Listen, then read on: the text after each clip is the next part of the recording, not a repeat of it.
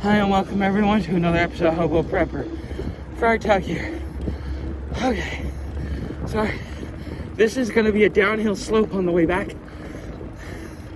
That's why you hear me pant, because it's about 1.5 miles of straight uphill.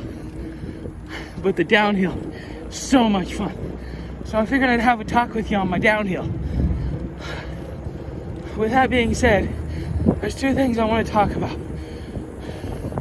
First thing I want to talk about is something put out by iAllegedly a couple days ago, talking about the economy, about how there's this silent thing that everybody knows, that the economy's falling apart, even though they can't necessarily see it for themselves.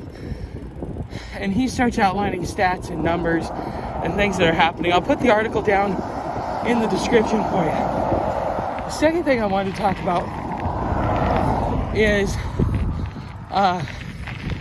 Bridget had made a comment asking if I thought that revenge killings would happen in the United States.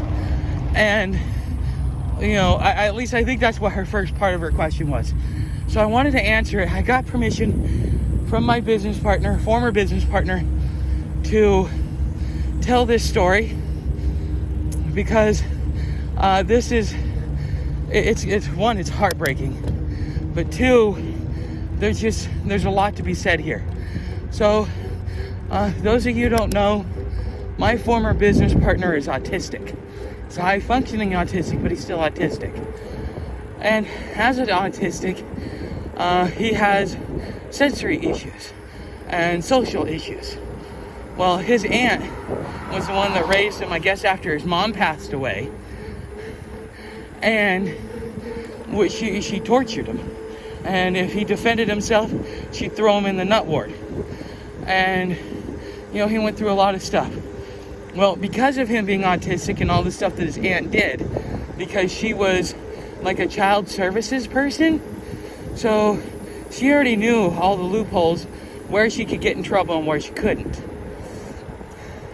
And so throughout the years, she did what she did to him until finally he was able to prove his case that his aunt was the one that was doing all this to him. And it wasn't him, it was her. And the court finally saw it and let him go. Well, he won a lawsuit, and his aunt caught wind of it and decided she wanted to be greedy. So she went and put a hold on it because she's his payee or his power of attorney. And, you know, she has the right to stop him from getting money. And it was his own money. He's got quite a bit of it. He won a nice lawsuit. But at the same token,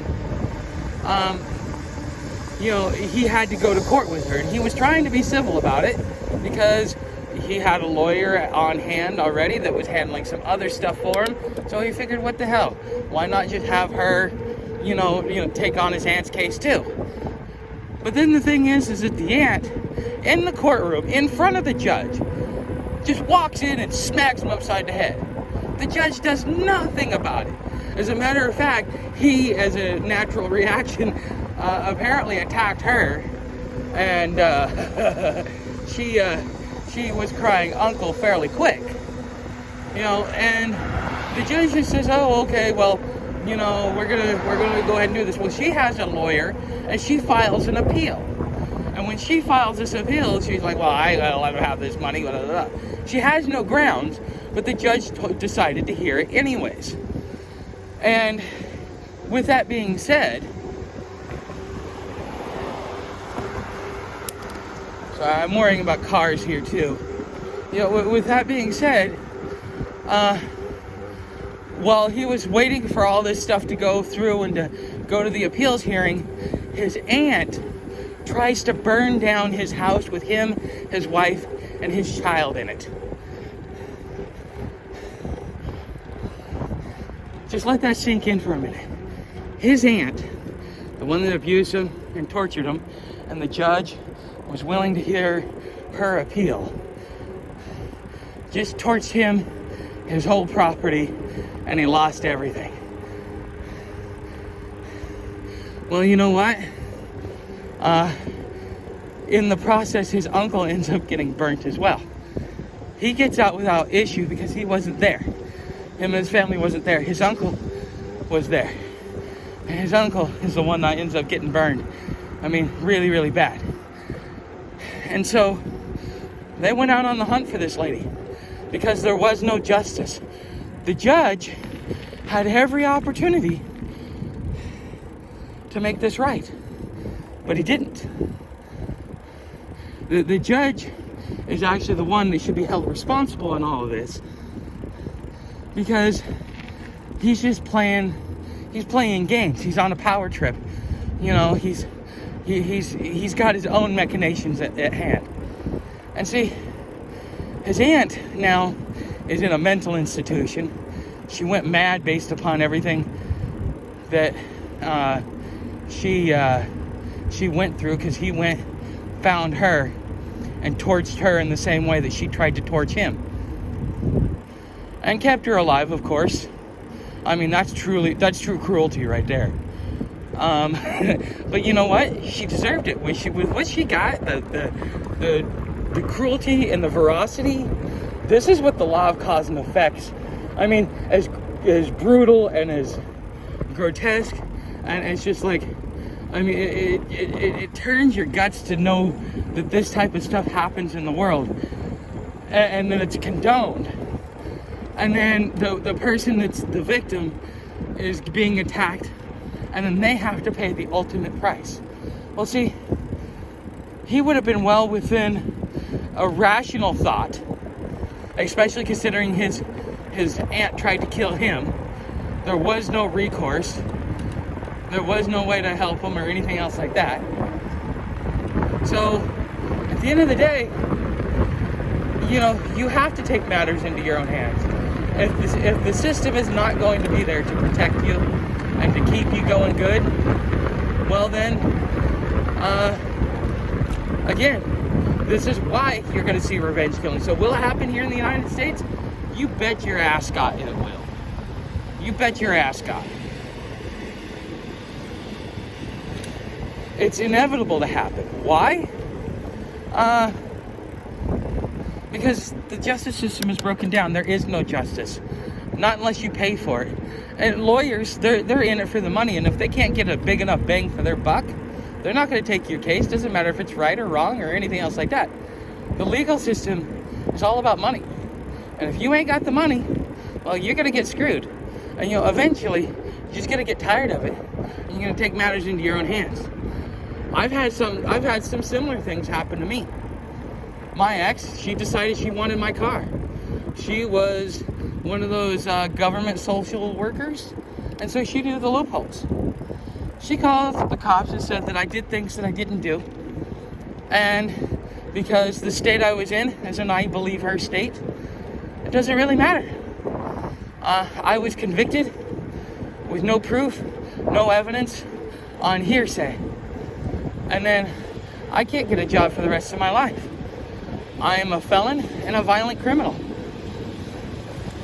I have plenty of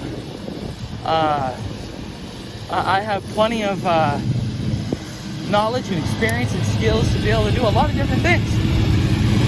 But I can't, because some woman decided that my car was her dream car, and if I wasn't going to give it to her, she was going to take it. And so she used the police against me to do it.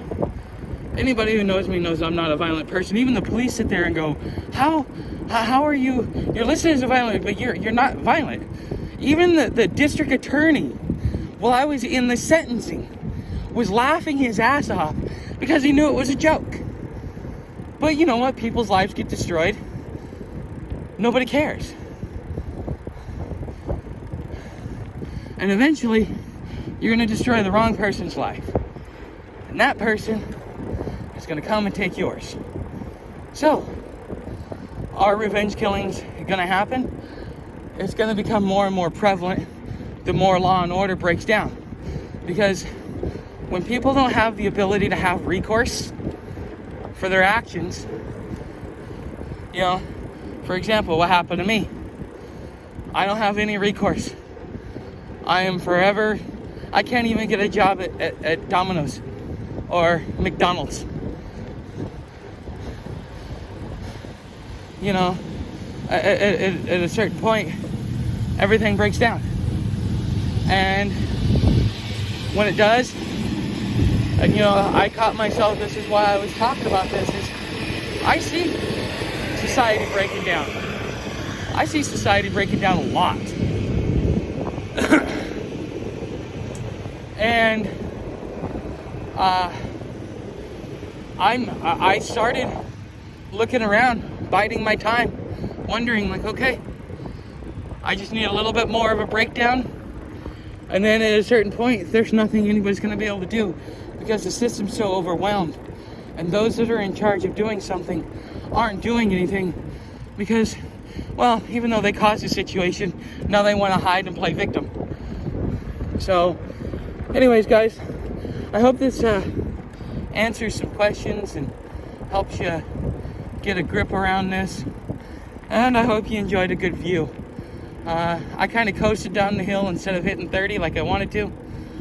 But I wanted to pay attention to what I was saying instead of paying attention to my speed. So anyways, guys, I'll see you in the next episode.